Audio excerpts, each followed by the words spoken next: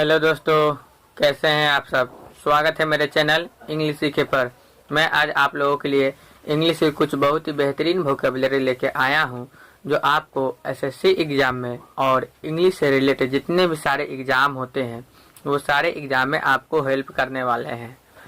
अगर आप इस चैनल पर नए हैं तो इस चैनल को सब्सक्राइब कर ले और बेल आइकन को भी दबा दे दोस्तों, ताकि इस चैनल पर हर रोज़ आने वाले वीडियो का नोटिफिकेशन आपको मिल जाए दोस्तों। ठीक है दोस्तों, तो इसी सब के साथ मैं शुरू करता हूँ आज का वीडियो।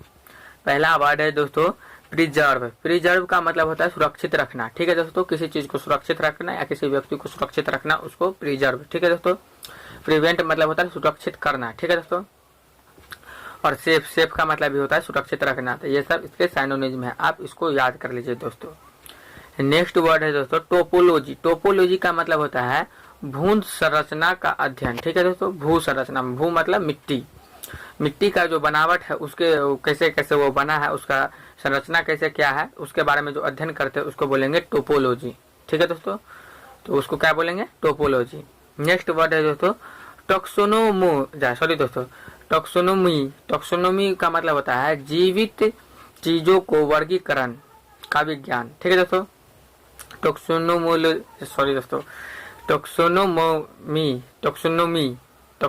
का मतलब होता है जीवित चीजों को वर्गीकरण का विज्ञान। जो जैसे अपना लोग क्या है, जीवित चीज है, चाहे बहुत सारे बैक्टीरिया सब होते हैं, बहुत सारे सूक्ष्म जीव सब होते हैं, वो सब जीवित चीज है, तो उसका जो वर्गीकरण का विज्ञान होता है उसको बोलते हैं टॉक्सोनोमी।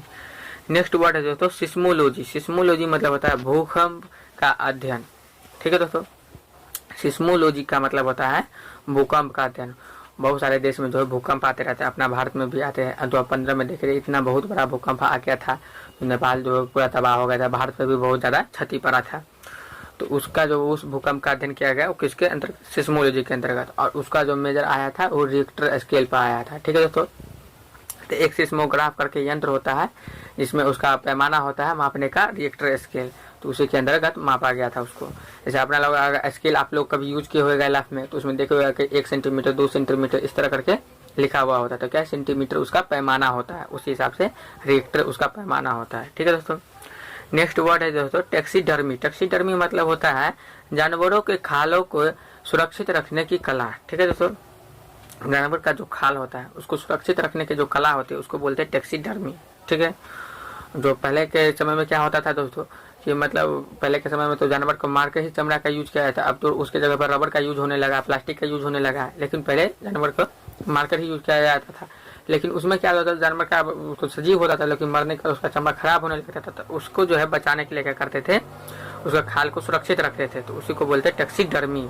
नेक्स्ट वर्ड है दोस्तों चैंटिंग। चैंटिंग का मतलब होता है स्वस्वर उच्चारण या रेसिटेशन। रेसिटेशन मतलब स्वस्वर उच्चारण, मतलब बहुत जैसे जो है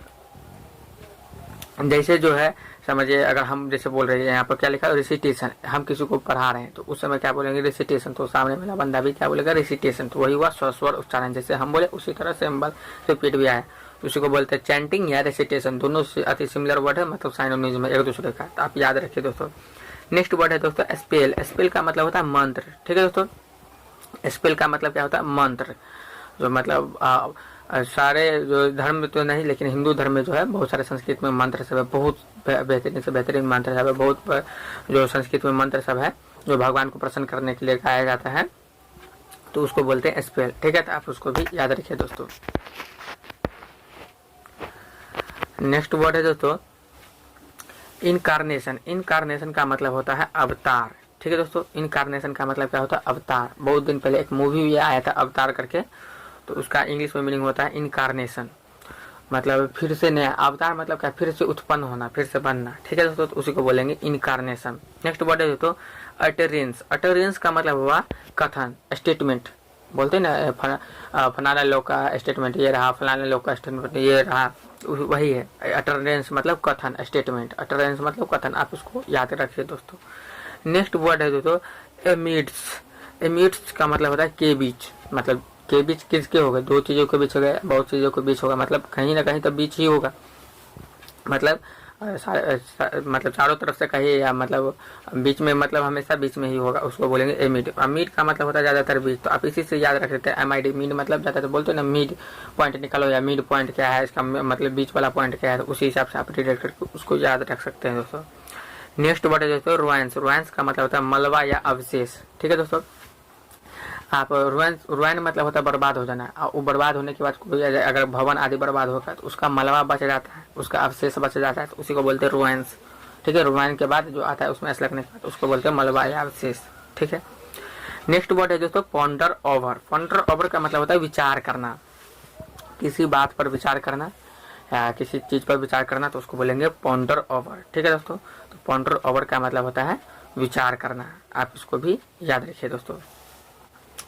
नेक्स्ट वर्ड है दोस्तों हबल बबल। हबल बबल मतलब होता है अस्त व्यस्त की स्थिति। ठीक है दोस्तों, हबल या बबल मतलब बहुत ही अस्त व्यस्त की स्थिति जो हो जाती है उसको बोलेंगे हबल बबल। ठीक है, तो हबल बबल का मतलब हुआ अस्त व्यस्त की स्थिति, मतलब बहुत ही आप कह सकते हैं बहुत ही कष्ट में भरा जीवन है, मतलब एक बार इधर उधर इधर उधर बहुत ज्यादा करना पड़ रहा है, उसी को बोलते हैं हबल बबल।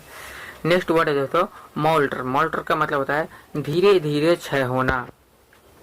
ठीक है दोस्तों, धीरे धीरे किसी चीज का जो क्षय होता है तो उसको बोलते हैं मोल्टर, या किसी चीज को धीरे धीरे कोमल करना तो उसको बोलेंगे मोल्डर। ठीक है, मोल्टर का मतलब हुआ धीरे धीरे क्षय होना। नेक्स्ट वर्ड है दोस्तों ग्रेव। ग्रेव का मतलब हुआ कब्र। एक इपिटाप भी होता है, इपिटाप का मतलब भी होता है कब्र, ग्रेव का मतलब भी कब्र। कोई भी व्यक्ति जो मर जाता है तो उसका जो है मृत्यु के बाद दफनाया जाता है, उसके ऊपर कब्र बनाया जाता है। ठीक है दोस्तों, अगर आप ऐसे कह रहे हो तो बहुत सारे लोगों का जो महान लोगों का उनका जो कब्र है उन सबको आप याद भी किए होंगे, जैसे महात्मा गांधी का राजघाट, बहुत सारे लोगों का अलग अलग है।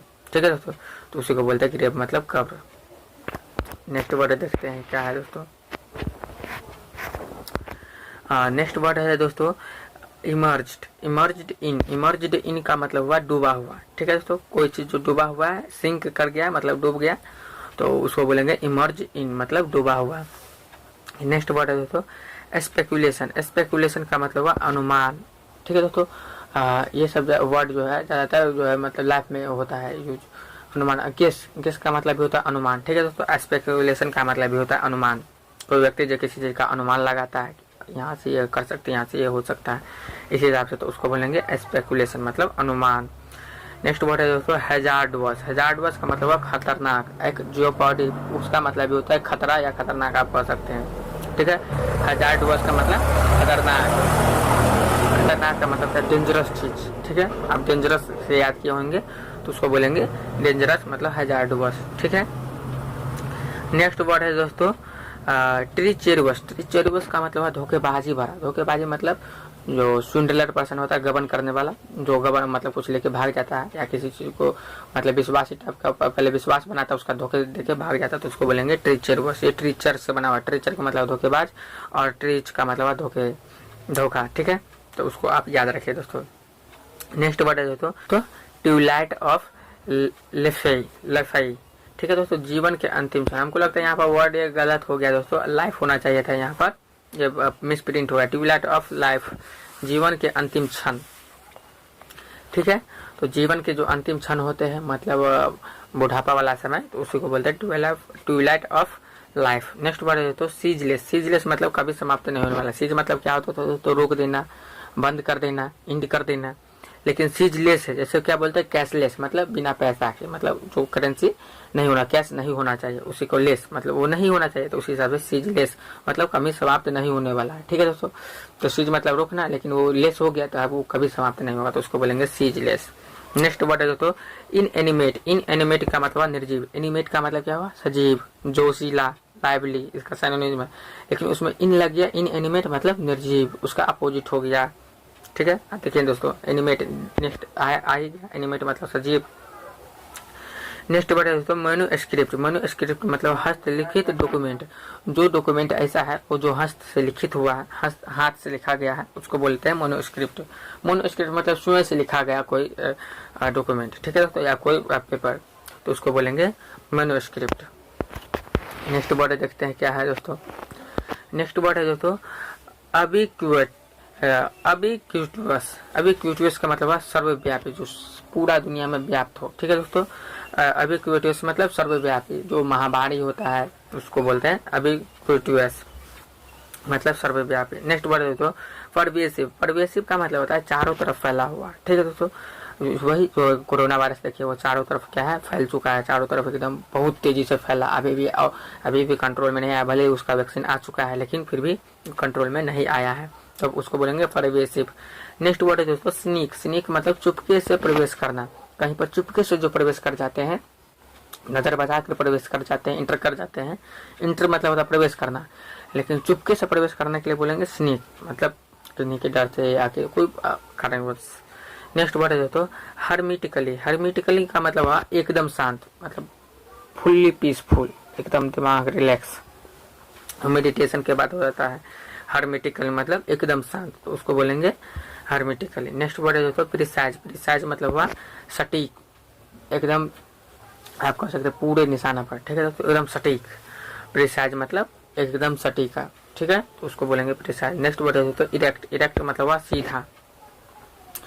सीधा मतलब स्ट्रेट डायरेक्शन, स्ट्रेट आप समझते हैं, उसी को बोलते हैं सीधा। इरेक्ट मतलब भी सीधा। तो यही वर्ड है दोस्तों। अगर आपको यह वीडियो थोड़ा सा भी अच्छा लगा तो नीचे एक लाइक जरूर बनता है दोस्तों, मेरा उत्साह बढ़ाइए दोस्तों। नीचे कमेंट करके आप बता सकते हैं कि इस चैनल पर और नया नया क्या होना चाहिए। अगर अभी तक आप इस चैनल को सब्सक्राइब नहीं कर पाए तो इस चैनल को सब्सक्राइब जरूर कर ले दोस्तों, ताकि इस चैनल पर हर रोज आने वाले वीडियो का नोटिफिकेशन आपको मिल जाए दोस्तों। और बेल आइकन को भी दबा दे दोस्तों। इस वीडियो को अपने दोस्तों के पास जरूर शेयर करें ताकि उनका भी ज्ञान बढ़े दोस्तों। इस वीडियो को देखने के लिए आप सभी लोगों का बहुत बहुत धन्यवाद दोस्तों। जय हिंद, जय भारत।